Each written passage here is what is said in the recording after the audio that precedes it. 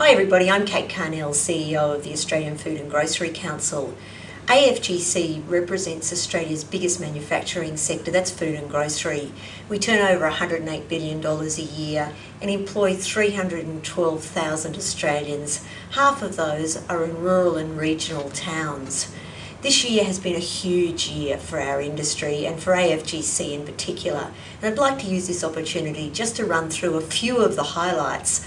I'm not even going to try to mention all of the submissions, the press releases, the large number of representations AFGC has entered into on behalf of its members. But some highlights are, back in May, we launched the AFGC CHEP Retail Index. Now this was an industry first because it predicted the next 3 months of retail sales, something that no other index does. Unfortunately, it predicted a fairly flat Christmas period. We then went on to launch the impact of carbon pricing on our industry after playing an important role during the debate leading up to the passing of the legislation. That piece of work not only outlined the impact on the industry but also gave industry some guidelines in how to prepare for the tax, and that's pretty important at this stage. We then went on to launch the 2020 Industry at the Crossroads report, which, along with AT Kearney, set out a whole range of the really serious challenges that the industry has to face over the next 5 to 8 years. What that showed is that if there's not changes, there will be significant job losses in our industry. But the report also showed some ideas or outlined some way forward for government and for industry to avoid these job losses.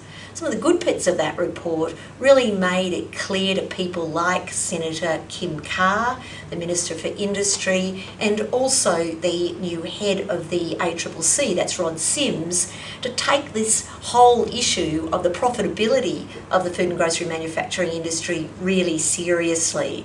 It's good to see that both of them are doing a lot of work and making it clear to industry that we really got to go and see them and show them the challenges that we face, particularly around the issues of Coles and Woolworths, trading terms, the effect that that's having on our profitability generally. It's really in our hands to make a difference here.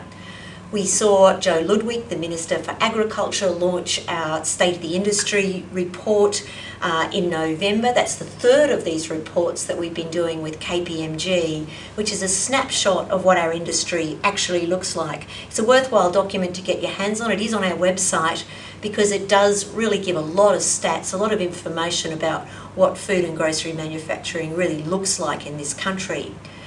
We've seen the progression of the National Food Plan, something that AFGC lobbied for a number of years. In 2012, we'll really see that come to fruition. We've also seen the Food Processing Industry Strategy Group set up by, again, Senator Kim Carr, and that group, which includes a number of AFGC board members, will report in the new year with some real way forward for what we can do with our industry. One of the great things that's happened only recently, of course, is that the federal government and the food ministers rejected traffic light labelling after a huge amount of work done by Dr. Jeffrey Anderson and the Health Committee, responding to the Blewett recommendations and coming up with some really solid evidence, which in the end convinced the various ministers that that wasn't a smart way to go. We will, though, in 2012 have to work with government to look at what research is saying worldwide and look at what best practice front of pack labelling will really look like.